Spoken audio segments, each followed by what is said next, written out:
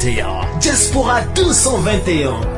Pour retrouver toutes nos informations à chaud comme à l'accoutumée, tapez www.diaspora221.tv et optez pour des informations fiables et vérifiées. Ayus, le sorcier blanc, je vous salue. Ça va? Bah merci, bah on a assisté, comme je t'avais dit, on devait voir un Boy Niang qui prenait des risques. Il a pris des risques en direct, en crochet, mais il est tombé face à un Modulo qui a trouvé la solution en uppercuté en crochet et qui a su défendre l'attaque de lutte de Boy Niang et sortir pour terrasser Boy Niang. Mais attention, Boy Niang a montré beaucoup de qualité. On lui reprochait d'être attentiste. Il a été attentiste au départ, mais il a su provoquer Modulo et on a eu du spectacle. Ça a été court mais intense, non? Oui, mais Ayus, un peu.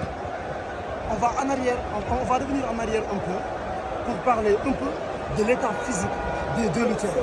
Comment avez-vous l'état physique des deux lutteurs? L'état physique de Boy Niang et l'état physique de Modou Lo. Quand ils s'étaient déshabillés. Non, les deux avaient un état physique. Déjà, l'état physique, tu le vois quand? Tu le vois quand il y a les bacs. Quand il y a les bacs, tu vois l'état physique. Tu vois l'état physique des lutteurs, comment ils dansent, l'énergie qu'ils mettent. Donc tu vois qu'il y avait un état physique. Je dis toujours, un lutteur, il ne doit pas être à 140, 150 kg ou 135.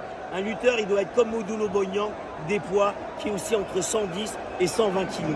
Par rapport à leur gabarit, c'est très bien. Les deux athlètes étaient prêts. Voilà, Modulo a été grand.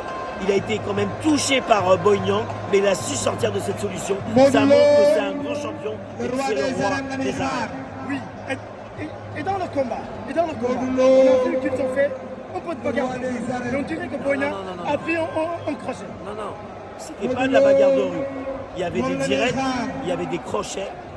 Boy Niang a touché Modulo sur un ou deux crochets, mais Boy Niang a touché Modulo sur un ou deux crochets, mais Modulo il a touché sur un uppercut deux ou trois fois. Et c'est ça qui a déstabilisé Boy Niang, qui allait chercher sa jambe. Il a touché au niveau du menton. Ok. Et maintenant, Boy Niang a pris la jambe de Modulo. Oui. Ben, Modulo a montré que la réaction de Modulo, il avait tout le poids sur Boy Niang, il a su, c'est sa vivacité, son intelligence de combat qui a lui permis de sortir de tout ça. Et ça montre que Modulo est un grand lutteur, en plus d'être un bon en technique de frappe. Voilà. Il a montré, Modulo, ça confirme que c'est quelqu'un de complet, qui sait aller dans tous les domaines, en défense, en attaque, même quand il est dans une situation difficile, il a pu s'en sortir. On l'avait vu que par le passé, face à Balagay 2, il avait connu ces situations, il n'avait pas su s'en sortir. Aujourd'hui, il a prouvé qu'il avait montré un niveau de progression. Donc c'est pour cela que toujours vous prenez Modulo comme référence sur la lutte sénégalaise. Oui, parce qu'il est sérieux, toute l'année il s'entraîne, toute l'année il se prépare, il a une régularité, il a une humilité. On n'a jamais vu le stade aussi rempli. On était à guichet fermé aujourd'hui.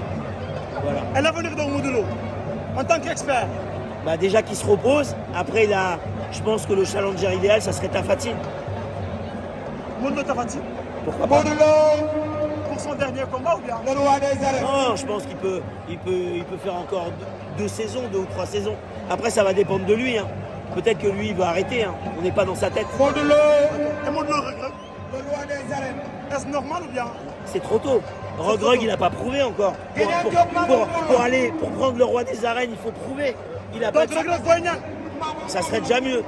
Mais Regreg, il n'a pas défié Balagay 2. Mais il y a peut-être Balagay 2 6-2, alors je ne sais pas. Un acte de guerre de... Contre qui? Contre Modulo? Ou bien? Ça peut, ils se sont déjà rencontrés, ça peut être un autre combat, ça serait un troisième combat. Ça peut être intéressant. Merci beaucoup, Ayus.